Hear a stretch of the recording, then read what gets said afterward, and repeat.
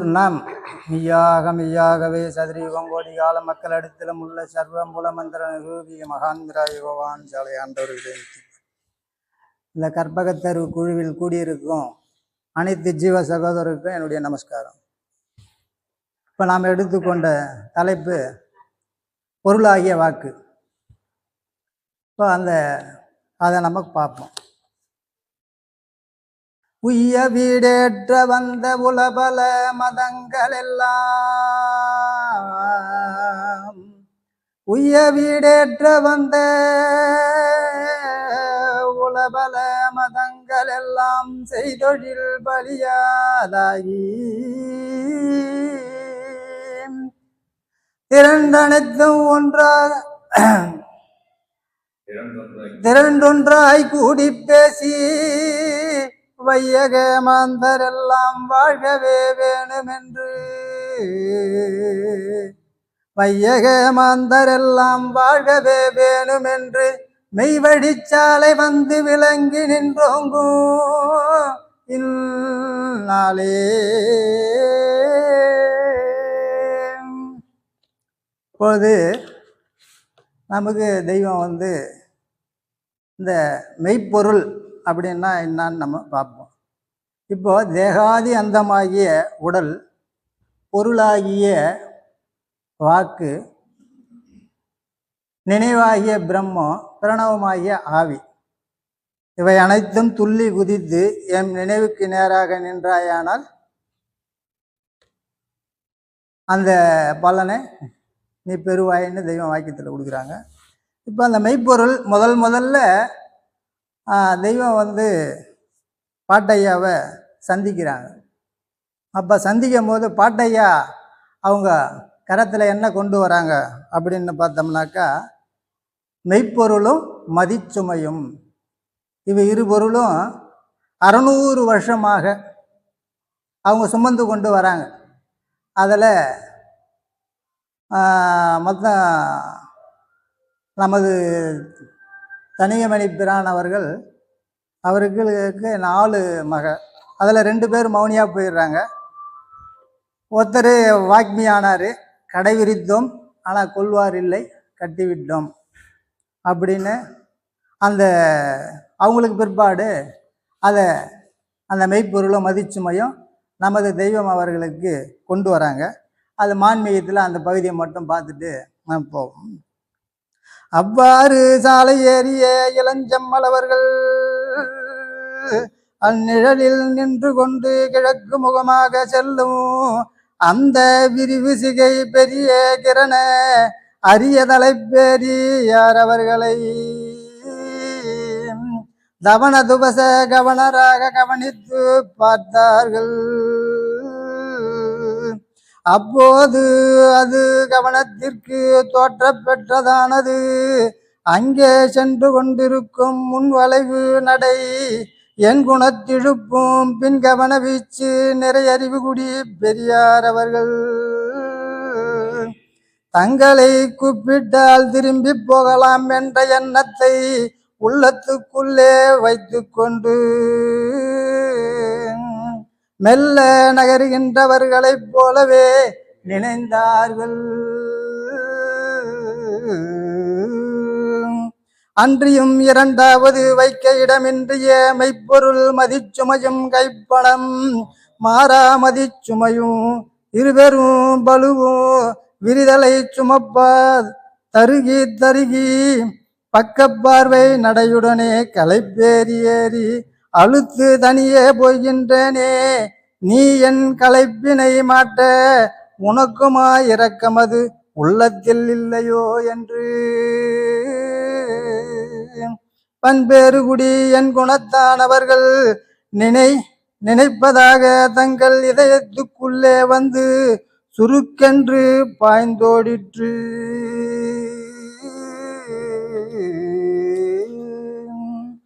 அப்படி அந்த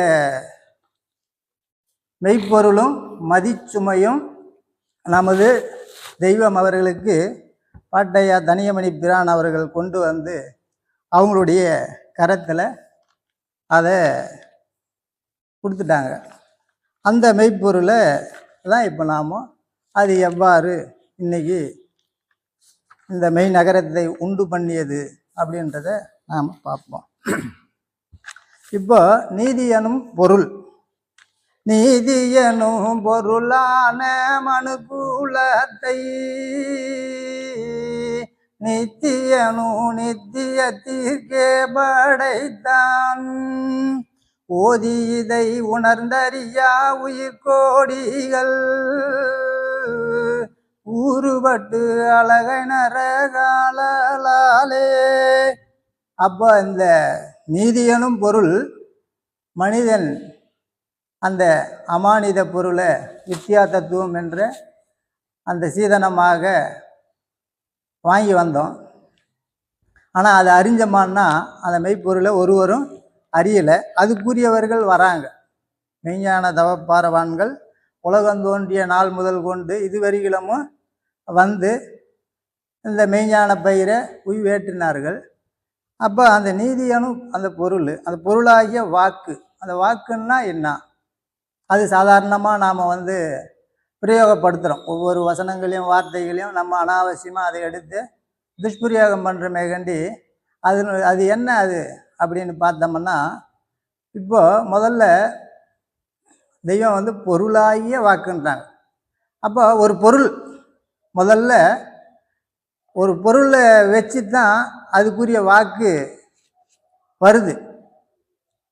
அப்போ ஒரு மாங்கனி அப்படின்னு எடுத்தோம்னாக்கா அதுக்குரிய பொருள், அப்போ சொல் பொருள் செயல், அப்போ அது வருது. அந்த மூணுமே வந்து அந்த சொல் பொருள் செயலாக வருகிறது. அது என்னென்னு நம்ம பார்த்தோம்னாக்கா, இப்போ ஒரு மாம்பழம், அதை சொல் வந்துருச்சு, அதுக்குரிய பொருள் வந்துருச்சு, அதுக்குரிய செயல், அதை நாம் ஒன்று சுவைத்து அதை நாம் அனுபவிக்கிறோம். அப்படி அனுபவிப்பதனால அதனுடைய செயல்பாடு அது முடிஞ்சுது. அப்போ அதை போல் ஒவ்வொரு பொருளுக்கும் சொல்லுக்கும் ஒரு பொருள் இருக்குது, அதனுடைய செயல் இருக்குது. அப்போ அந்த நீதியனும் பொருளான மனுக்குலம் நித்தியனும் நித்தியத்துக்கே படைத்தான். அப்போ நீதி அது என்னது? நித்தியமான பொருள், அழிவதில்லைன்றாங்க. அதுக்கு அழிவு என்பது கிடையாது, அந்த மெய்ப்பொருளுக்கு அழிவு என்பதே இல்லைன்ட்டாங்க. அப்போ அந்த மெய்ப்பொருள் என்னது அப்படின்னாக்கா அதுதான் அந்த அமானித பொருள். இறைவனிடத்தில் நம்ம வாங்கி வந்தோம் வித்யா தத்துவம் என்ன அந்த அமானித பொருள். அதை தெய்வம் வந்து பாட்டையாவை பார்த்து, பாட்டையா வந்து தெய்வத்தை கேட்குறாங்க, ரோஸ்மிதாக்குடைய காலத்தில் வித்யா தத்துவம் என்ன அந்த அமானித வாங்கி வந்தாயே அந்த திருநாடு உனக்குள்ள எங்கே அப்படின்னு கேட்குறாங்க. அப்போ அது அவங்களுக்கு தெரியல, முன்னு பின்னுன்னு இப்படி ஏதோ சொல்லி எழுப்புறாங்க. அதே தான் வந்து நமக்கும் இன்னைக்கு அந்த மெய்ப்பொருள் என்னன்றது நமக்கு தெரியாமல் இருந்தது. ஆனால் அதை தெய்வம் வந்து அந்த மெய்ப்பொருளே ஒரு ரூபம் தாங்கி இன்னைக்கு ஒரு திருமேனி தாங்கி வந்துடுச்சு. வந்ததுனால தான் அதனுடைய செயல் என்னான்றதை இன்றைக்கு நாம் பார்க்குறோம். அப்போ அந்த நீதியனும் பொருளான மனுக்குலத்தை நித்தியனும் நித்தியத்திற்கே படைத்தான். இது என்ன ஆக்க போகுது? இந்த மெய்ப்பொருள், இந்த பொருளாகிய வாக்கு இது வரைக்கும் உலகம் தோன்றிய நாள் முதல் கொண்டு வந்துச்சு. 4 பேர் 5 பேரை தான் இப்படி ஆக்குச்சு. ஆனால் இன்னைக்கு நம்ம தெய்வம் வந்து பல ஆயிரக்கணக்கான பேர்களை அந்த மெய்ப்பொருளை காட்டி அதற்குள் ஆக்கினார்கள். அதை நாம் பார்ப்போம். ஜாதி மனு குலமனைத்தும் ஜீவன் கண்ட. அப்போ அந்த மெய்ப்பொருள் அது தன்னிடத்தில் என்னவா இருக்குது அப்படின்னு பார்த்தோம்னாக்கா அது ஜீவனாக இருக்குது. சாதி மனு குலமனைத்தும் ஜீவன் கண்ட ஜென்ம சாபல்ய குலமாக வென்றே ஆதிமை உதய பூர்ண வேதாந்தம் அறிந்தடைந்த உயிருடலும் தேவராமே. அப்போ அந்த மெய்ப்பொருளை அறிந்து அடைந்தவர்கள் உயிருடலுமே தேவர்ன்ட்டாங்க. இப்போ அந்த பொருளாகிய வாக்கு அது என்ன எப்படின்றத இப்போ நீதி சொல் மனம் வீசும் அவர்களே பாவதோஷமற்றவர்கள் விதி கடந்தவர்கள் அவர்களிடத்தில் விஸ்வநாதம் விளைவு ஏறி செயலுக்கு வந்துள்ளபடியினால் அவர்கள் நினைவின் முனை சகலமதி வாக்காதிக்க சாட்டை கொண்டு விளாசுகிறது. இதுவரைக்கும் வந்தது ஒவ்வொரு மூலமந்திரம் தான் வந்துச்சு. அந்தந்த மதத்தில் அந்தந்த மூலமந்திரத்தை மட்டும்தான் அந்தந்த காலத்தில் அந்தந்த பாரவான்கள் அவங்களுக்கு அறிவித்தார்கள். ஆனால் இப்போ இந்த கடைக்கோடியில் நமது தெய்வம் அவர்கள் உலகம் தோன்றிய நாள் முதல் இதுவரைக்கும் உண்டான அனைத்து மூலமந்திரங்களையும் அவங்க நமக்கு அந்த மூலமந்திரத்தை ஓப்பன் பண்ணாங்க. அந்த மெய்ப்பொருள் மூலமந்திரம் என்பது ஒரு உயிர் பொருள். அது உன் ஆசான் தான் சொல்கிறாங்க. ஆசானே அந்த மெய்ப்பொருளே ஒரு திருமேனி தாங்கி வந்துடுது. அது ஒரு உயிர் பொருள்னு சொல்கிறாங்க. இப்போ அதான் இப்போ நம்ம பார்க்குறோம். அந்த நீதி சொல் மனம் வீசும் அப்படின்றாங்க. ஒரு மல்லி புஷ்பம் எடுத்தோம்னா மனம் வீசும். ஒரு அறுசுவையான உணவு நாம் சமைச்சோம்னாக்கா நல்லாப்பா நீ சூப்பர் சாப்பாடுப்பா நல்லா கும்முன்னு மனம் வீசுது அப்படின்னு நாம் சொல்கிறோம். இதெல்லாம் நாம் பார்க்குறோம் அனுபவத்தில். ஆனால் இங்கே நீதி சொல் மனம் வீசும்னு சொல்கிறாங்க. மனம் எதில் வீசுது? இது மூக்கில் வீசல, இது காதில் வீசுது. காதில் எப்படிப்பா மனம் வீசும் அப்படின்னாக்கா அவங்களுடைய ஒவ்வொரு வசனங்களை கேட்டு அதை சிந்தையில் மகிழ்ந்து மகிழ்ச்சி அடைகிறோம். நீ நல்ல திருவசனம் கேட்டம்பான்னு சொல்லுவோம். அப்போ அந்த நல்ல ஒரு செவிச்சுவையை தான் அவங்க மனம்னு சொல்கிறாங்க. அப்போ நீதி சொல் மனம் வீசும்ன்றாங்க. அப்போ அந்த நம்முடைய பாவங்களையெல்லாம் அவங்களுடைய பொருளாகிய வாக்கு கொண்டு தான் அதை வெட்டி வெட்டி செதித்து வெளியேற்றி விடுகிறார்கள். இப்போ பெரிய பேர்பட்ட கவலையாக இருந்தாலும் அது அந்த நினைவுலேருந்து போயிடும். நம்ம மெய்வழி சுப்பிரமணி கவுண்டர் அவருடைய அண்ணன், அவர் டெய்லர் பேர்னா மெய்வழி காசி கவுண்டர். அவர் நான் டெய்லரு, என்னை இந்த சபையிலலாம் சேர்த்துக்குவாங்களா, நான் ரொம்ப ஏழையாச்சே அப்படின்னு அவர் வராரு. அப்போ ஆனந்தர் கூப்பிட்டு என்ன ரொம்ப ஏழைன்னு சொல்கிறானே, சரி ரைட்டு ஒரு 10,000 ரூபாய் தரேன், உன் சுண்டு வரலில் தரியா அப்படின்னு கேட்குறாரு. அது எப்படி தர முடியாது. சரி ஒரு 50,000 தரேன், மணிக்கட்டோட கொடு அப்படின்னு கேட்குறாரு. அதெல்லாம் தர முடியாது அப்படின்ட்டாரு. சரி நான் ஒரு 10 லட்சம் தரேன், ஒரு கையை மட்டமாச்சும் கொடு அப்படின்னு கேட்குறாரு. இல்லை அதெல்லாம் தர முடியாது. அப்பவும் தர முடியாதா? சரி 1 கோடி தரேன், குடிப்பியா ஒரு கையன்னு கேட்குறாரு. இல்லை அதெல்லாம் தர முடியாது அப்படின்ட்டார். என்னையா ஏழைன்னு சொன்னேன், இல்லை கோடிக்கணக்கான ரூபாய் தரேன்ற, ஒரு கையை ஒரு பாகத்தை நீ தரமாட்டேன்னு சொல்றியே அப்படின்றார். அவர் போகும்போது என்னடா நம்ம ஏழைன்னு நினச்சோம், இவ்வளோ பெரிய கோடீஸ்வரமாக நம்ம இருக்கிறோம் அப்படின்னா, அப்போ இறைவன் படைத்த ஒவ்வொரு பொருளும் விலை மதிக்க முடியாதது, மனிதன் ஈகித்து அறிய முடியாத அளவுக்கு தான் அது இருக்குது. அப்போ அதை கேட்டு அவருடைய உள்ளம் அறிவில் பூப்பேறிச்சு, மனம் வீசிச்சு, சிந்தையில் மகிழ்ந்தது. அப்போ அந்த பொருளாக வாக்கு அதை எப்பேற்பட்டது அப்படின்னாக்கா அதில் ஒரு செயல் இருக்குது. அந்த செயலை தான் இப்போ நம்ம அது மெய்ஞானிகள் கொண்டு வராங்க. இப்போ இந்த உலகத்தில் நம்மளுடைய வாக்குக்கு வல்லமை இருக்குதான்னு பார்ப்போம். அப்படின்னாக்கா யார் வாக்குக்கு மனிதனுடைய வாக்குக்கு வல்லமை இருக்குது அப்படின்னு பார்த்தோம்னாக்கா அந்த நீதிமன்றத்தில் ஒரு குற்றம் செய்கிறான். அவன் போயிட்டு 2 வக்கீல், இவருக்கு ஒரு வக்கீல் இருக்கிறாரு, பாதிக்கப்பட்டவருக்கு ஒரு வக்கீல் இருக்காரு, தவறு பண்ண ஒரு வக்கீல் இருக்காரு. 2 பேரும் வாதாடி குற்றம் பண்ணவனை ஜெயிக்க வைக்கிறாங்க, குற்றம் பண்ணாதவனை தோக்க வச்சிடுறாங்க. அப்போ இது எதை கொண்டு ஆர்குமெண்ட் பண்ணாங்க அப்படின்னாக்கா அந்த பொருளாகிய வாக்கு.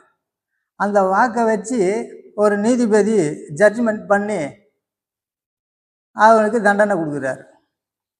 அப்போ அந்த இடத்துல அந்த வாக்கு என்ன ஆயிடுச்சு, செல்லுபடி ஆகுது. அதே ஒரு அரசன் ஒரு ஊரை கொளுத்து அப்படின்னு சொன்னால் அவனுடைய வாக்குக்கு கொளுத்திடுறாங்க. இப்போ ஒரு வார் நடக்குது, ஒரு யுத்தம் நடக்குதுன்னாக்கா 2 நாட்டு அரசர்களும் சேர்ந்து ஒரு யுத்தத்தை கொண்டு வர்றாங்க. அப்படி அந்த வாக்குக்கு அது செயல் இருக்குது. இப்போ நம்ம அனாவசியமாக பேசுறதுக்கெல்லாம் அந்த வாக்குக்கு செயல் இருக்குதான்னா இல்லை. அப்போ அந்த பொருளாகிய வாக்கு ஒரு செயலுடையது. அது யார் கையில் இருந்தால் அது செயலுக்கு வருமோ அங்கே அது செயல்படும். மற்றதெல்லாம் நம்ம வீண் பண்ணுறோம். அப்போ அந்த பொருளாகிய வாக்கு சாதாரணமானது அல்ல. அது யார் கையில் இருக்குதோ அதுக்குரியவர்கள் கையில் இருக்கும்போது அந்த வாக்கை செயலுடையதாக மனமுடையதாக நாம் ஆக்கிக்கொள்ள முடியும். அப்போ ஒவ்வொரு வார்த்தையும் சாதாரணமானது அல்ல. ஒரு மூச்சை போனால் அது உன்னால் திருப்பி வாங்க முடியுமான்னு கேட்குறாங்க தெய்வம். வாங்க முடியாது. அப்போ அதை போல இப்பொழுது மெய்ப்பொருள் அடைக்கலப்பான்னு தெய்வம் நமக்கு ஒரு வேதத்தில் பொருளே மெய்ப்பொருள்ன்றாங்க. மெய்ப்பொருள் அடைக்கலப்பாவில் தெய்வம் கொடுக்குறாங்க. நிதி நிறைந்த பரம்போருளே பரம்போருளே நித்தமென் சித்த கூரைந்தவரே ஓசை ஒளியேலாமானவரே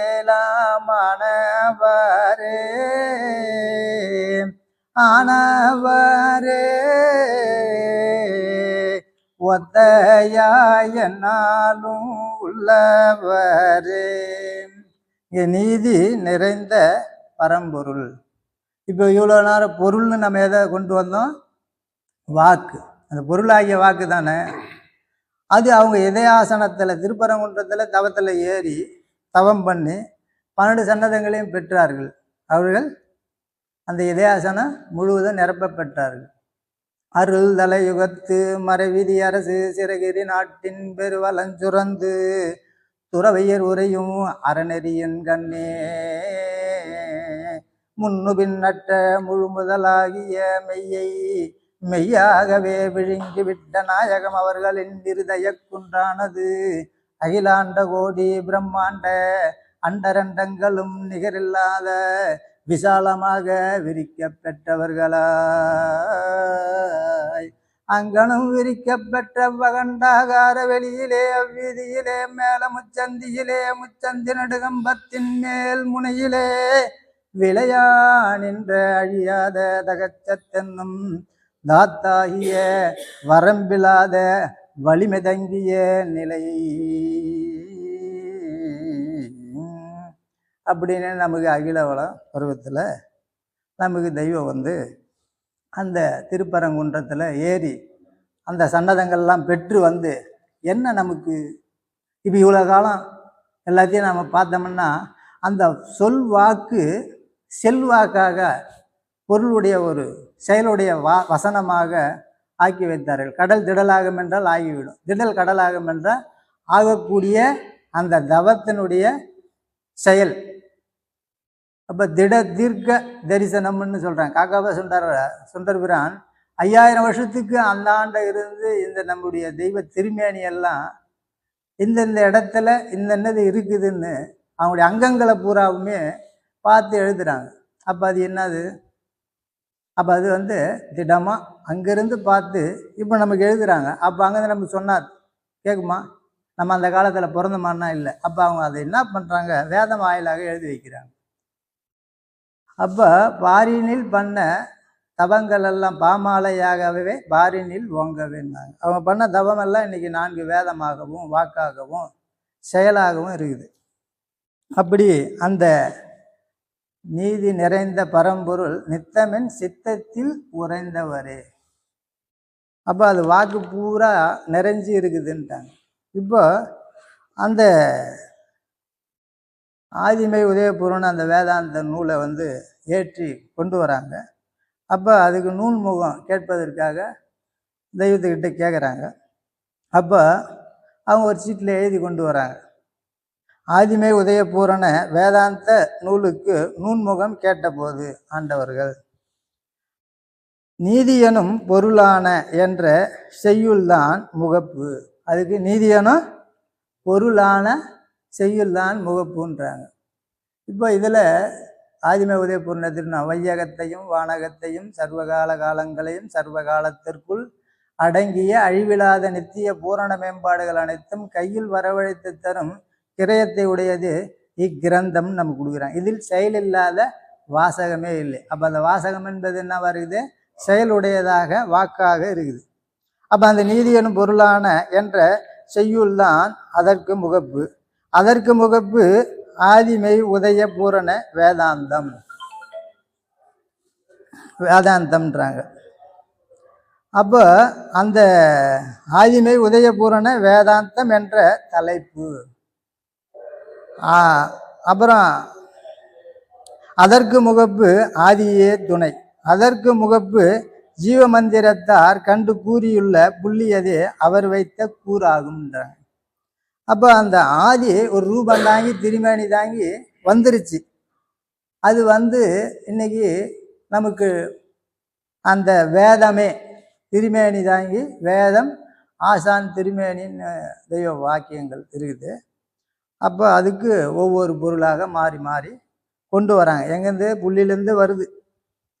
இங்கே அதை அப்படி அந்த ஒவ்வொரு ரூபமாக மாறி மாறி வருது அந்த பொருள். அது அந்த மெய்ப்பொருளை ஒரு ஆசான் மூலியமாக நம்ம அறிந்து கொள்ளலாம், வேத வாயிலாகவும் நம்ம தெரிஞ்சு கொள்ளலாம். ரொம்ப கூர்மதி கொண்டு பார்த்தானா உனக்கு நிச்சயமாக விளங்காமல் போகாதுன்னு தெய்வம் கொடுக்குறாங்க. இப்போ அதுக்கப்புறம் நம்ம பார்ப்போம். எங்குமே மக்கள் யாருக்கும் இடர்களைந்தோங்க வேண்டி திங்கள் வந்திரஞ்சும் தெய்வ தேடுகூடகத்தை பாட அங்கமோ பங்கம் தீண்டாரும் பொருள் உயரும் செல்வம் தங்கியே குலமேம்பாடாம் தான் சிரஞ்சீவியோரே. அப்ப எங்குமே மக்கள் யாருக்கும் இடர்களைந்தோங்க வேண்டி அப்படின்னாக்கா நமக்கு ஒரு இடர் வருது. ஒவ்வொருவருக்கும் பிறந்தாச்சு, இனி இறப்புன்னு ஒன்று இருக்குது. அந்த இடரிடம் கடை நாள் எனக்கருள் துணை இரு இறைவா அருளன. இப்போ நம்ம தெய்வத்தை வேண்டி கேட்குறோம், தெய்வமே அந்த எவருடைய உதயம் எட்டி திண்ட பெற முடியாத அந்த யமன்பதி எல்லையில் உங்களுடைய திருவடி தீட்சை திருப்பாலிப்பு எங்கள் மீது பாய வேண்டும் ஆண்டவரே அப்படின்னு நாம் விண்ணப்பி வைக்கிறோம். அதே போல் அந்த எல்லையில் நம்மளை காக்கக்கூடியவர்கள் அவங்க தான். அது எல்லாம் இந்த வசனத்தை நம்ம பார்க்கும்போது நம்முடைய சிந்தனைக்கோ யூகத்துக்கோ அறிவுக்கோ எட்டப்படாதது. அப்படியான ஒரு செயலை தான் நம்ம நினைவில் தெய்வம் அந்த நீதி சொல் மனம் வீசுனதுனால தான் நம்ம அதை தெரிஞ்சு இன்னைக்கு மெய்வழி நம்ம தொடர்ந்து வந்து கொண்டு இருக்கிறோம். அப்போ திங்கள் இறைஞ்சும் தெய்வ தேடு ஊடகத்தை பாட அப்படின்னு சொல்கிறாங்க. திங்களம் கூல தெய்வத்தனி பீரான். அந்த திங்கள் யாருன்னா அவங்களே இறைஞ்சிறாங்க. அங்கமோ பங்கம் தீண்டான்றாங்க. அப்போ இந்த அங்கம் பங்கம் தீண்டா அப்படின்னாக்கா அதுதான் அந்த இறுதி நாளில் எந்த ஒரு நமக்கு பங்கமும் வந்துடக்கூடாது அப்படின்னு நமக்கு தெய்வம். அரும்பொருள் உயரும் செல்வம். அப்போ அந்த பொருள் இங்கே மாறுது. அரும்பொருள் உயரும் செல்வமாக மாறிடுச்சு. அப்போ செல்வம் அப்படின்னாலே அது நம்மக்கிட்ட தங்கி இருக்கிறது. ஒவ்வொருவரும் சம்பாதிச்சு வச்சிருந்த அவங்கக்கிட்ட இருக்கிற அந்த செல்வத்தை நம்மக்கிட்ட தெய்வம் கொடுக்குறாங்க. அதனால தான் அந்த இறுதி நேரத்தில் அந்த யமன் நம்மளை தொடுறதில்லை. தங்கியே குலமேம்பாடாம் தான் சிரஞ்சீவியோரே. அப்போ சிரஞ்சீவி அப்படின்னாக்கா சிரத்தில் ஜீவின்னு அர்த்தம். அவன் ஆசானுடைய வாக்குகளை கேட்டு கேட்டு சிந்தித்து எப்போதும் சிந்தித்தே இருப்பது. சிவாய நம என்று சிந்தித்திருப்போருக்கு அபாயம் ஒரு நாளும் இல்லை. அதுதான் சிரஞ்சீவியாக நாம் தங்கியே உளமேம்பாடாம் தான் சிரஞ்சீவியோரே அப்படின்னா அந்த மரணமில்லாத பெருவாழ்வை நாம் பெற்றோம். ஆனால் நல்லா பாருங்க, மரணமில்லா பெருவாழ்வு வாழ்ந்திடலாம் கண்டீரே பொய்ப்புகளேன் சத்தியன் சொல்கின்றேன் அப்படின்னு நமது பெரியப்பா அவங்க வேதத்தில் கொடுக்குறாங்க. அப்போ மரணமில்லாத பெருவாழ்வு அப்படின்னா என்ன அப்படின்னாக்கா இந்த தேகத்துக்குள்ள சூக்குமம் காரணம் மகா காரணம் தேகம் இருக்குது. இதுதான் அழியாத பொருள். அந்த அழியாத அந்த நித்திய பொருளை நாம் பெற்றுக்கொள்கிறோம். இந்த தேகத்தை கடத்து நீக்கி அக்கடத்துள்ளாக்கி இப்படிக்கு மோட்சம் அருள்வாய் என்றாங்க. அது அருள வந்தது தான் அந்த வாக்கு. அப்போ அதே திருவள்ளுவ நாயனார் அவர்கள் சொல்கிறாங்க, செல்வத்துள் செல்வம் செவிச்செல்வம் அச்செல்வம் செல்வத்துள் எல்லாம் தலை. அப்போ அந்த செல்வம் என்பது அதுதான் இருக்கத்திலேயே உயர்வானது. அதுக்கு மேலே ஒரு செல்வம் இல்லைன்றாங்க. தங்கம் ஒரு 1000 கிலோ கொடுக்குறேன், வைரத்தை ஒரு 2000 கிலோ தரேன் அப்படின்னா அது அவனை மரண தருவாயில் காப்பாற்றுமா? காப்பாற்றாது. இந்த நாட்டுக்கே அரசனாக ஆக்குறேன், இந்த உலகத்துக்கே நீ ராஜாவை ஆனாலும் அது அந்த செல்வம்லாம் வந்து நமக்கு உதவி பண்ணுமான்னா பண்ணவே பண்ணாது. அப்போ யாருடைய வாக்கு, அந்த பொருளாகிய வாக்கு அங்கே செல்லுபடி ஆகுன்னா, எந்த மனிதனுடைய இருதயத்தில் ஈசன் விளைந்து விளங்குகின்றானோ அந்த ஒரு முகத்துக்கு மட்டும்தான் யம நஞ்சு விலகுவான்ட்டாங்க. அவங்களுடைய வாக்குக்கு தான் அந்த யம நஞ்சு விலகுவான், மற்ற யாருக்கும் அவன் விலக மாட்டான்றாங்க. அதைத்தான் செல்வத்துள் செல்வம் செவிச்செல்வம் அச்செல்வம் செல்வத்துள் எல்லாம் தலைன்றாங்க. எத்தனையோ இந்த நாட்டு அரசருக்கே ஒரு நாட்டை ஆள்ற ஒரு ராஜா இறந்து போறாரு, எத்தனையோ கோடி நாட்டுக்கே ராஜாவை ஆக்கிடுறேன் அவர் எழுப்பி விடுன்னா யாருன்னா எழுப்ப முடியுமா? முடியாது. ஆனால் படைத்த இறைவன் அவர்கள் ஒரு துணி கொடுத்தா எழுந்துருவாங்க. அது நாம் எத்தனையோ இங்கே நிகழ்வுகள் நம்ம நிறைய கண்டு இருக்கிறோம். அப்போ இந்த இடத்துல ஒரு சின்ன ஒரு விஷயத்த சொன்னால் நல்லாயிருக்கும். மெய்வழி எத்திராஜ நாயுடுன்னு சொல்லி எங்கள் ஊரில் மெய்வழி எத்திராஜ நாயுடு சபையில் சேர்ந்தவர். அவர் அவங்க தாயாரை கொண்டு வராரு. அந்த அம்மா அவங்க தாயாருக்கு 90 வயசு இருக்கும். இவர் சபையில் சேர்ந்துட்டார். இருந்தாலும் சபை சட்ட பிரகாரம் சேர்க்க மாட்டாங்க. ஆனால் அந்த யூ மாரி வளைஞ்சிருக்கும் அந்த பாட்டி. அப்படி யூ மாரி வளைஞ்சிருக்கும். இப்படி சைடில் தான் பார்க்கணும், குனிஞ்சு இப்படி தான் பார்க்கணும். அப்போ தெய்வத்து முன்னால் கொண்டு வந்து நிறுத்துறாரு. என்னடா அப்படின்னு கேட்குறாரு. தெய்வமே எங்கள் அம்மா அப்படின்னு கண்ணீர் விடுறாரு. அப்படியா, என்னடா பண்ணணும்? அவர் அவ்வளோதான், எதுவும் பேச்சு வரல. சரின்னு தெய்வம் என்ன பண்ணுறாங்க, ஒரு சீப்பு தாரை மடியில் வச்சு ஒரு பழத்தை பிக்கிறாங்க. பிச்சு அவங்க திருக்கரத்தில் கிட்டவாடி நிமிர்றின்னாங்க. கொஞ்சம் நிமிர்ந்துச்சு. இப்படி கையை நல்லது, இன்னும் நிமிர்றி அப்படின்னாங்க. இன்னும் கொஞ்சம் நிமிர்ந்தது. இப்படி நெடுமரமாட்ட நிற்க வச்சாங்க. 90 வயசு. இந்த போனு, அதுவும் முதுகு தண்டு, அது வந்து டெம்பர் ஆகிடும், உஷ்ணம் இல்லாத டெம்பர் ஆகிடும். அப்பேற்பட்ட அவனுடைய தவத்தை போட்டு அந்த அக்னியை நடு முதுகு தண்டை இலக வைத்து நேராக நிமித்தி அதுக்கப்புறம் அந்த பழத்தை கொடுக்குறாங்க. பசியாறிட்டு சரி போயிட்டு வா, நான் என் சபையில் சேர்த்துக்கிட்டேன்னாங்க. போய் ஒரு 15 நாள் இருந்தது. அந்த அக்கா அடக்கம் போயிட்டாங்க. அங்கே அடக்கம் பண்ணிட்டு கடிதமும் போடுறாரு தெய்வத்துக்கு. தெய்வமே 10 அடையாளமும் இருந்தது, நறுமணம் வீசுது, ஆனால் சபையில் சேரல. அதை அப்படியே ஆலயத்திலே வாசித்தாங்க. இது அவர் சொன்னார். அப்போ அந்த வாக்கு அவங்களுடைய ஆணைக்கு எல்லாமே நிகழும். இந்த தேகத்தை அந்த டைமில் அவங்க எவ்வளோ தவாக்கினியை ஏற்றி அந்த எலும்பு இலக வச்சு அவங்க நேரம் ஆக்கியிருப்பாங்கன்னாக்கா அது நம்ம சிந்தனைக்கோ அறிவுக்கோ எட்டாதது. அதுபோல் அதான் செல்வம். செல்வத்துள் செவிச்செல்வம் அச்செல்வம் செல்வத்துள் எல்லாம் தலை. அந்த பொருளாகிய வாக்கு அவன் நினைவு கொண்டு அவன் நினைவு பூரா எண்ணமெல்லாம் வாக்காக நிறைஞ்சிருக்குது. அவங்க கொடுத்தாங்கன்னா நமக்கு அது கிடைக்கும். அவங்க எதுவுமே சொல்லலை, ஆனால் ஒரு செயலை நிகழ்த்தி காட்டுறாங்க. நினைவு மூலியமாக எந்த ஒரு வசனமும் வெளிப்படுத்தலை, ஆனால் ஒரு செயலை நடத்துகிறாங்க. இப்போ பாருங்கள், அது எனக்கு காட்சி பொருளாக வாக்காக வந்துருச்சு. இன்னைக்கு எத்தனையோ பேருக்கு அது அன்னைக்கு அவர் சொன்னதுனால அது நமக்கு இன்னைக்கு பயனாச்சு. அப்போ அதை போல அந்த செல்வத்துள் செல்வம் செவிச்செல்வம் அச்செல்வம் செல்வத்துள் எல்லாம் தலைன்னு அவங்க சொல்கிறாங்க. அப்போ தெய்வம் நமக்கு கொடுக்குறாங்க. நீதி சொல் மனம் வீசும் மாத வீடாயற்ற ஆதி பெண் அவள் வேணுமா, அல்லது காது கமலால் கண்ட பேரெல்லாம் வசியம் செய் கங்க நழகு வேணுமா, எது வேணும் கேளும் சிங்கா ஜெயசிங்கா, எது வேண்டாம் சொல்லும் சிங்கம். அப்போ அவருடைய நீதி சொல்லானது மனம் வீசும். என்ன மனம் வீசுது? அப்படி நாம் கேட்டு மெய்மை நீதி நெறி ராஜாங்க வழியில் எம்மோட கூடவே வந்து நீ பார்த்தாயானால் எம்முடைய ஜெயம் உம்முடைய ஜெயமாக இருக்கும் பிறவீரே. அப்போ நாம் தோத்தோம், அவங்களுடைய தெய்வத்துக்கிட்ட நம்ம தோற்று அவங்கள ஏற்றுக்கொண்டோம்னு சொன்னால் மரண தருவாயில் அந்த தேகம் மனம் வீசுது. அந்த நீதி சொல் நமக்கு இங்கே மணந்ததுனால நம்ம அவர்களை ஏற்றுக்கொண்டு அவர்களை வாக்கு பிரகாரம் நம்ம தொடர்ந்து ஏற்றுக்கொண்டு நடந்து வரும்போது அந்த இறுதி நாளில் அந்த மெய் மணக்குது.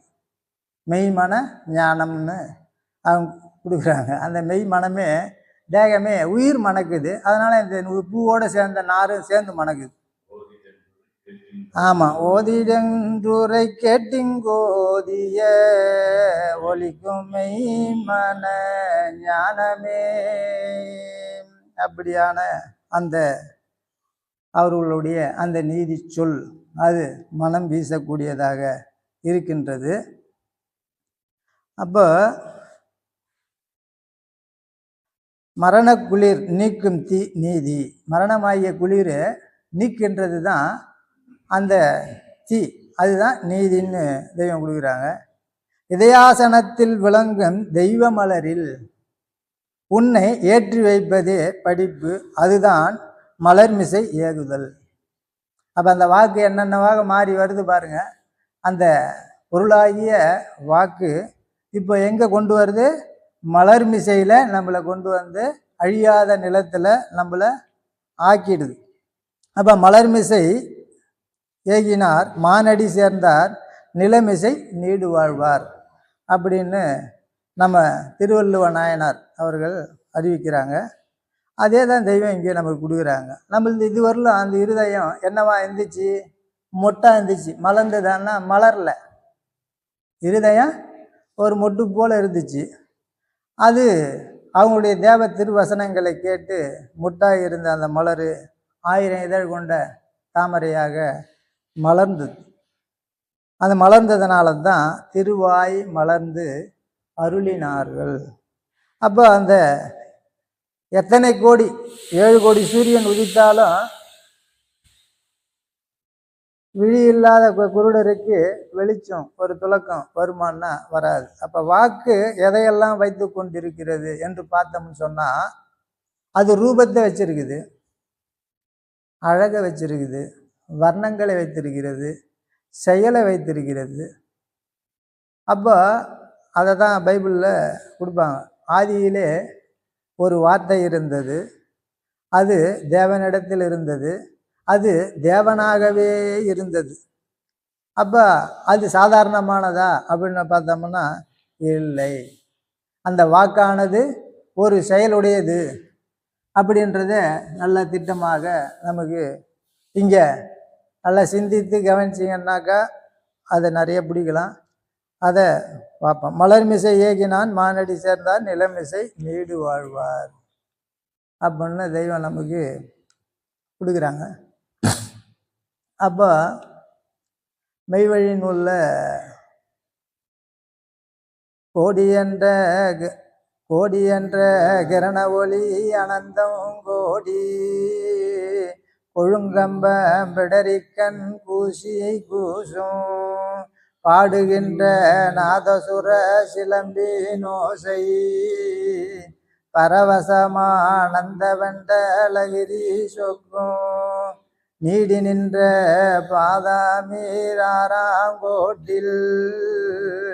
நீலருவி தேன் சுரந்து குமுதம் பாயும் நாடி நின்று காட்டானை வாளை பற்றி நலியாது மனமுறைக்க வெளியாம்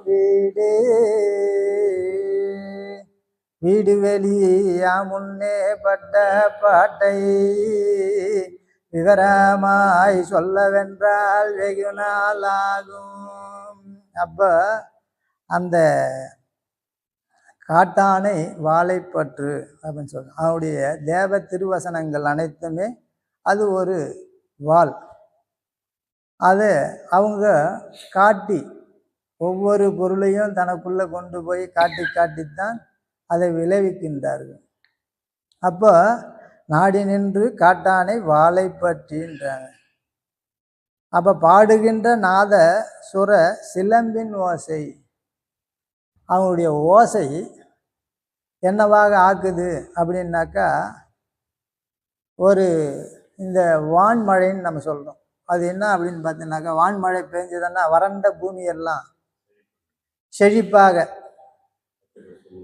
ஆமாம், அந்த தாவரங்கள் பூராவுமே செழிப்பாக சகல உணவுகளையும் அது விளைவிக்கக்கூடியதாக மாறிவிடும்.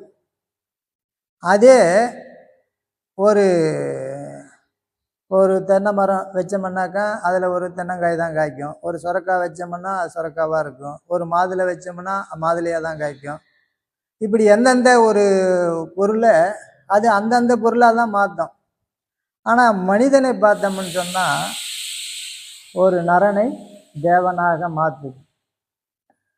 அப்போ நரனை வந்து தேவனாக மாறுறான், அதை மனுவாக மாறுறான், மனு திருப்பின தேவனாக மாறுறான், தேவன் ஈசனாகவே மாறிவிடுகிறார்.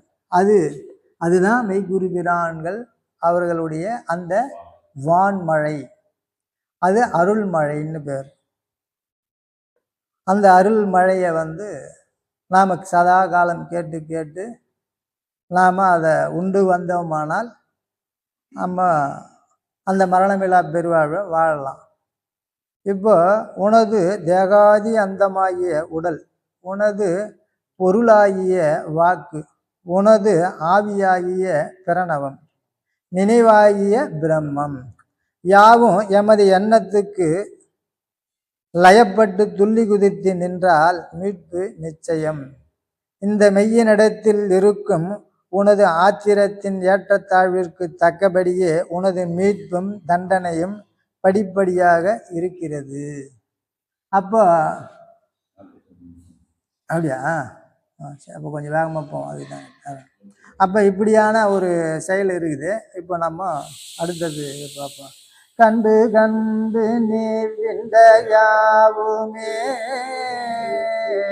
காணுவாய் மூப்பலையே காவியேறிய அண்டர்கோனிடம் காணுவாய் மூப்பலையே வண்டை நான் மறை கூவி கூவியே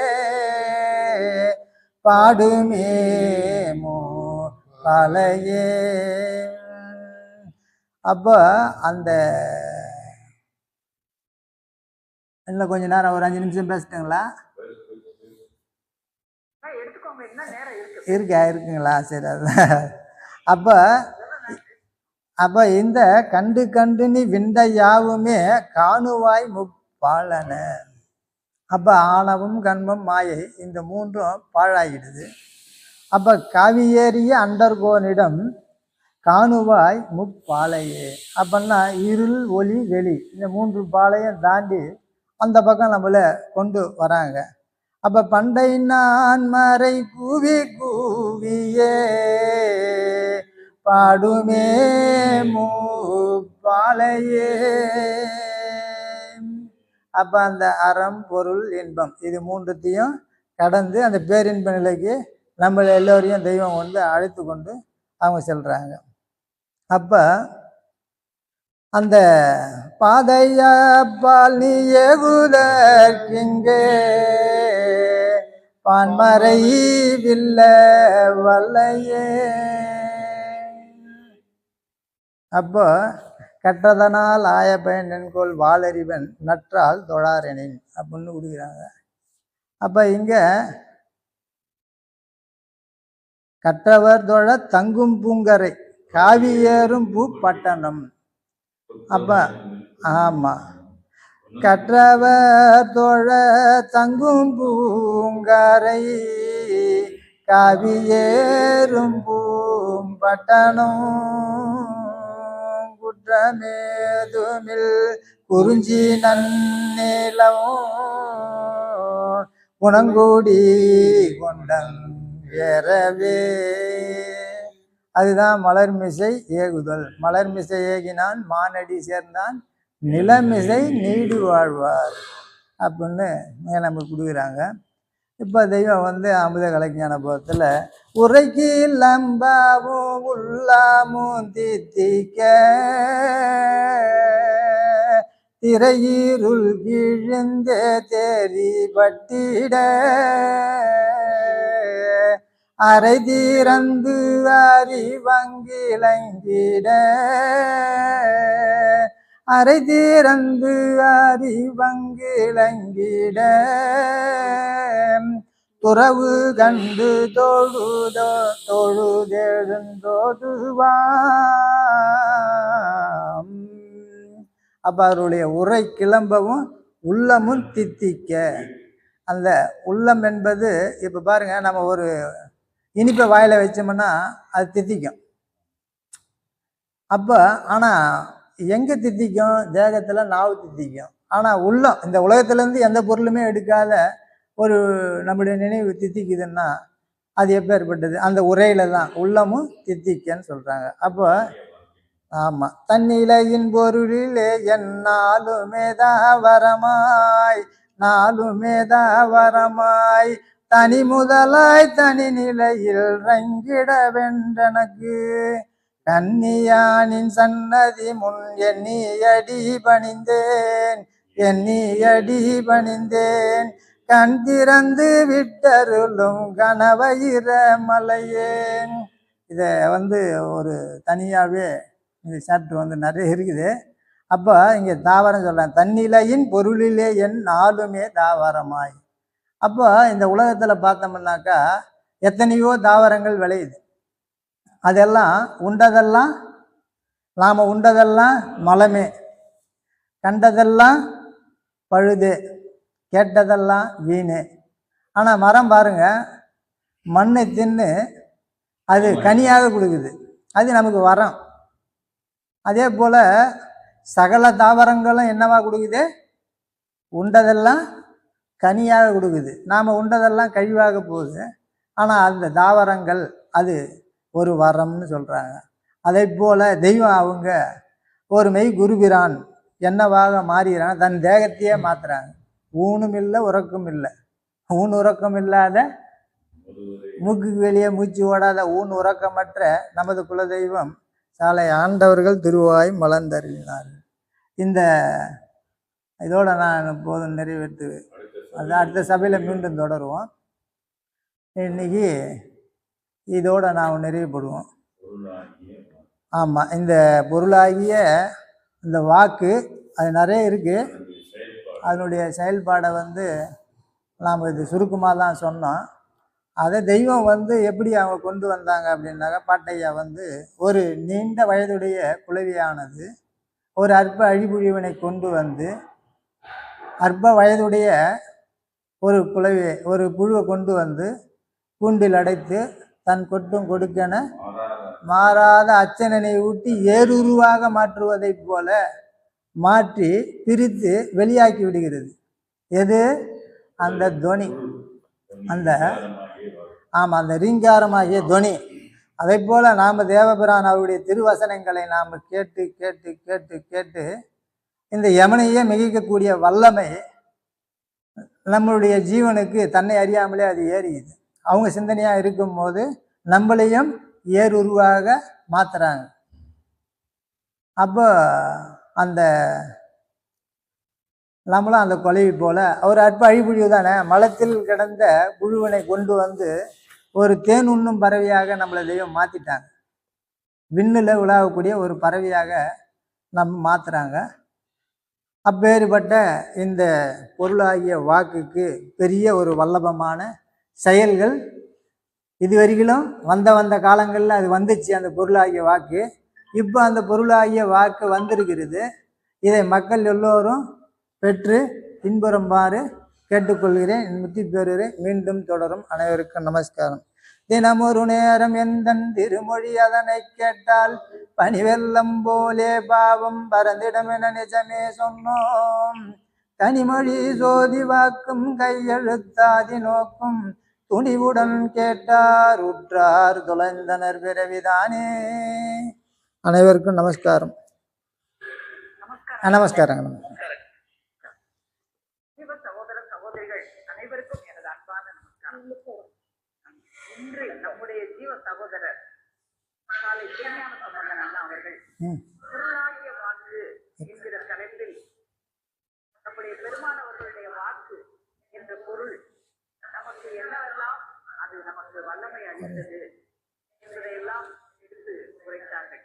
அவங்க தொடங்கும் போது உய்ய வீடே உலகளம் என்ற அந்த பாடலை பாடி எப்படி இந்த மதங்கள் எல்லாம் செயலிழந்து போயிருக்கும் போது அந்த மதங்கள் எல்லாம் இரண்டு ஓருருவாக வந்து நம்ம தெய்வம் அவர்களாக உருவெடுத்து வந்து இந்த நம்மளுக்கு இந்த பொருளாகிய வாக்கை நம்ம தெய்வம் அவங்க எப்படி நமக்கு அளித்தாங்க அப்படிங்கிறத அந்த அந்த வல்லமை அவங்க எப்படி பெற்றாங்க. மாட்டேர் பெருமானவர்கள் வந்து அந்த மதிச்சுமையையும் கைப்படம் மாறா அந்த மதிச்சுமையையும் பொருள் சுமையையும் சுமந்து வந்து அந்த இறக்கி வைக்கணும் அந்த இருபெரும் சுமைகளையும்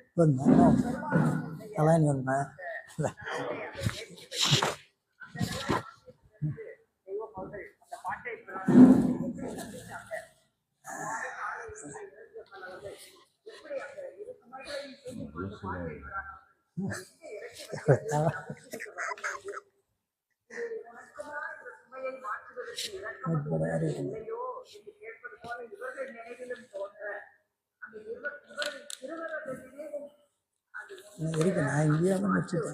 சுமையானது நம்ம தெய்வம் அவர்கள் கையகத்திலே அது பிடித்து பெற்று அந்த நீதி எனும் பொருளாக எல்லாமே எல்லாம் பேசணும் அதை காப்பாற்றியது. அந்த மெய்ப்பொருள் அது என்னவாக இருக்கிறது, அந்த பொருளானது நம்மிடத்தில் என்னவாக இருக்கிறது அப்படின்னா அது நமக்கு நம்மிடத்தில் ஜீவனாக இருக்கிறது என்பதை அறிந்தோடுதான் அது வந்து உயிருடலமா அறிந்த உயிருடலாம் தேவனாகும். இதை அறிந்தாதான் இப்படியெல்லாம் நம்மளை அறிந்தால் நம்மளை தெய்வம் தேவராக மாற்றினாங்க. அவங்க வாக்கு எப்படிப்பட்ட வாக்கு அப்படின்னா அது நீதிச்சொல் மனம் வீசும் வாக்கு. நம்மளுக்கு தெரியும் பூவெல்லாம் மணக்கும், நம்ம சாப்பிடுற சாப்பாடு கூட மனமான சாப்பாடா இருக்கும். ஆனா வாக்கு மணக்குமா அப்படின்னா மணக்கும். அது எங்க மணக்கும்? மற்றதெல்லாம் தூள தேகத்துல மணக்கும், இது ஜீவ தேகத்துல மணக்கும். நம்ம நேரத்தெல்லாம் பார்த்தோம் காதாகி அறிவு அப்படின்னு நம்ம பார்த்தோம். அப்போ நம்ம அறிவு மணப்பதற்காக நம்ம காதுல வந்து அந்த மனம் வீசுகிறது. அப்போ அந்த அவங்க வாக்கை கொண்டு அவங்க வந்து நம்மளுடைய அந்த பாவத்தை எல்லாம் வெட்டி எறிகிறாங்க.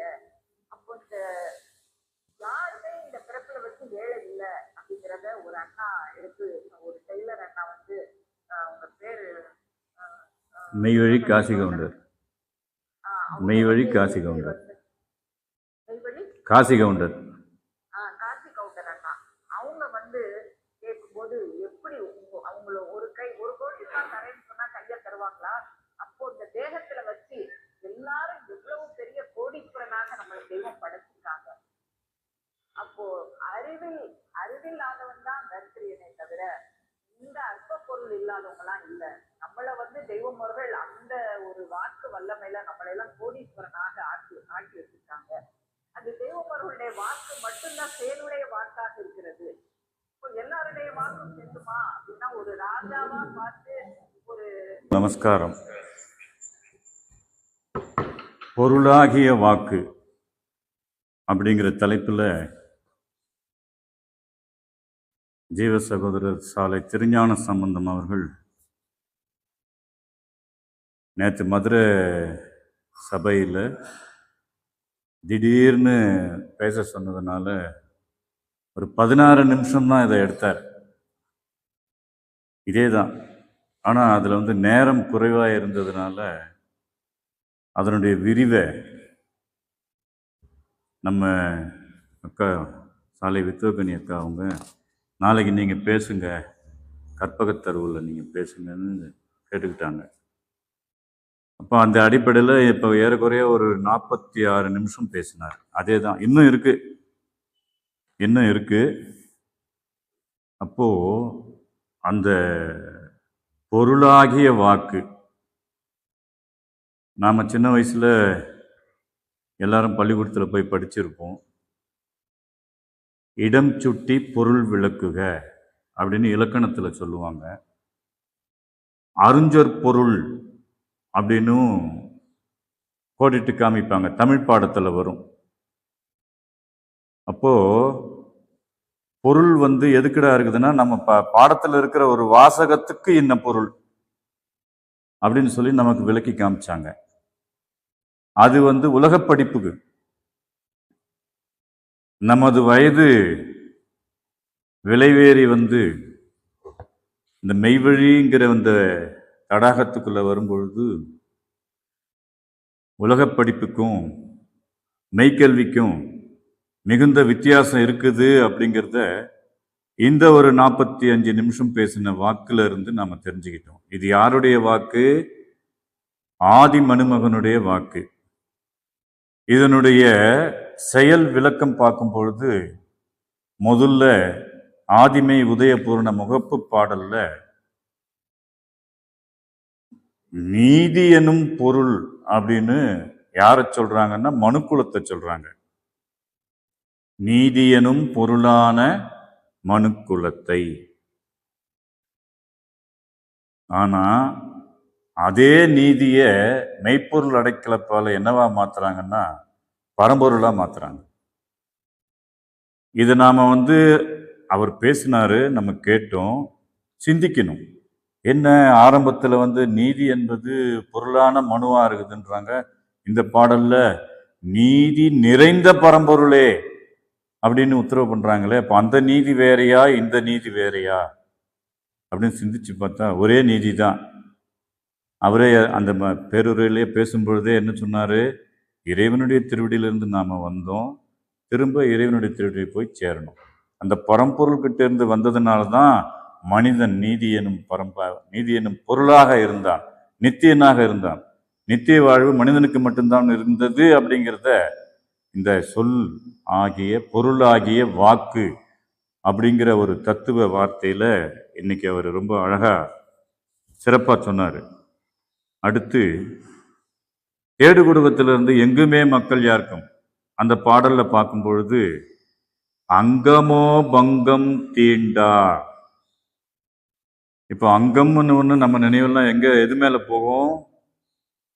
இந்த சட்டை தூலம் இதுல தான் போகும். ஆனா தூலம், சூக்குமம், காரணம், மகா காரணம் ஆகிய இன்னும் 3 தேகங்கள் உனக்குள்ள இருக்கு அப்படிங்கிற ஒரு தத்துவ உண்மைய தெய்வம் வந்து விளக்குனதுக்கு அப்புறம் தான் நம்ம அறிவுல பட்டுச்சு. அப்படி இல்லைன்னாக்கா நமக்கு தெரியவே வராது, இப்படி உட்காந்து பேசவும் முடியாது. அப்போ இந்த இடத்துல அங்கமோ பங்கம் தீண்டா அப்படின்னா இந்த தேகத்தோட கூட ஜீவன் முக்தியும் கிடைக்குதுங்கிறத இந்த சொல் நமக்கு புரிய வைக்குது.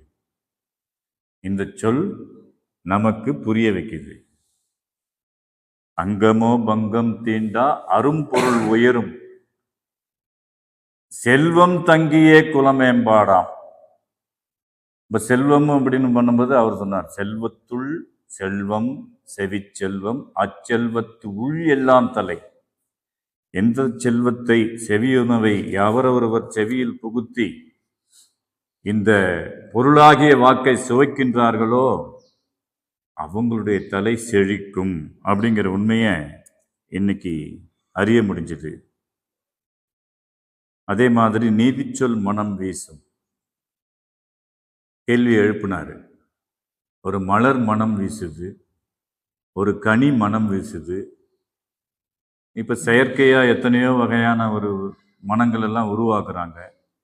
இருந்தாலும் சொல் எங்காவது மனம் வீசியதுண்டா அப்படின்னு ஒரு கேள்வியை வந்து எழுப்பினார். இதை சிந்திச்சு பார்த்தா தான் புரியும்.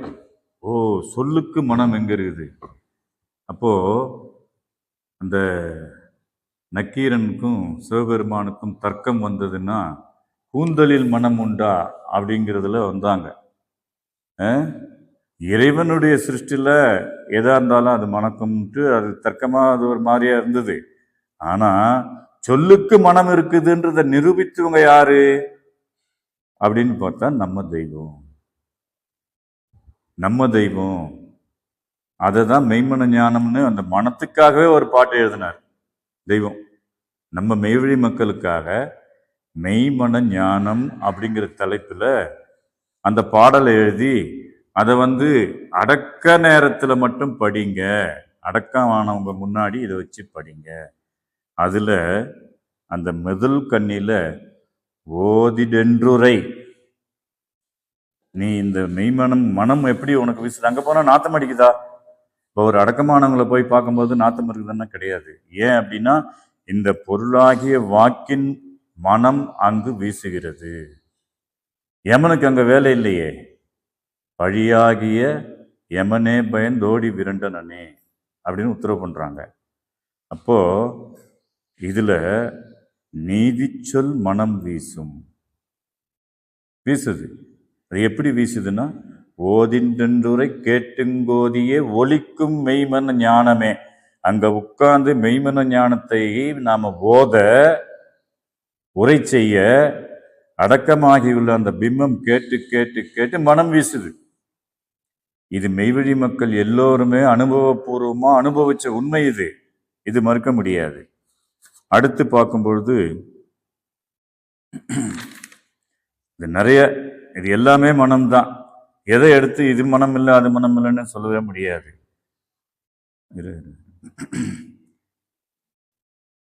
கண்டு கண்டு நீ விண்ட யாவுமே காணுவாய் முப்பாழன. இந்த உலகத்தளவுல நாம செஞ்சிட்டு இருக்கிற அத்தனை வியாபாரமும் அத்தனை செயலும் நமக்கு என்னத்தை கொண்டு வந்து கொடுக்குது அப்படின்னா பாழ் தான் கொடுக்குது. ஆனா அதையே நம்ம தெய்வத்துக்கிட்ட வரும்பொழுது அது முப்பாலாய் மாறுகிறது. காவியேறிய அண்டர்கோனிடம் காணுவாய். அவங்களுடைய வாய்மைக்குள் ஆகிவிடுவது ஒன்றே உன் வேலை. அது உன்னை சிவமாக்கும். ஆரம்ப பிரச்சார படத்துல கூட பேசுறாங்க, நீ கேள் எம்முடைய சொல்லை, அது உன்னை சிவமாக்கும். காவியேறிய அண்டர்கோனிடம் காணுவாய் முப்பாலையே. பண்டை நான்மறை கூவி கூவிய. ஒரு சொல்லோட நிறுத்திட்டு போயிடல, நீ என் பேச்ச கேட்டேன்னா நீ பொழைச்சிக்கோப்பா அப்படின்லாம் சொல்லிட்டு போல. நம்ம அறிவுல எந்தெந்த அளவுல சொன்னா ஒவ்வொருத்தருக்கும் புரியும் அப்படிங்கிறத அந்த எல்லையில இருந்து பார்த்து பார்த்து பார்த்து பார்த்து பார்த்து நம்ம அறிவுக்கு எத்தனை வகையில அவங்க உத்தரவு பண்ணாங்க. பண்டை நான்மறை கூவி கூவிய கால் பாடு முப்பாலையே பாதையப்பாலி ஏகுதற்கங்கே பான்மறை வில்ல வல்லையே. அடுத்து பார்த்தீங்கன்னா ஆதிமான்மயத்துல அழகான ஒரு பகுதி. அந்த சொல்லாகிய பொருளாகிய வாக்க தெய்வம் என்னமா கொடுக்குறாங்கன்னா ஓசையா கொடுக்குறாங்க.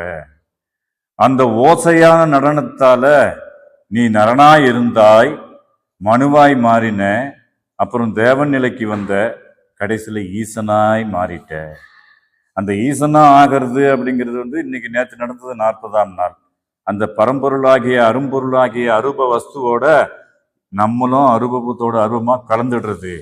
அது ஆதிமான்மியத்துல மிக அழகா குறிப்பிடுறாங்க.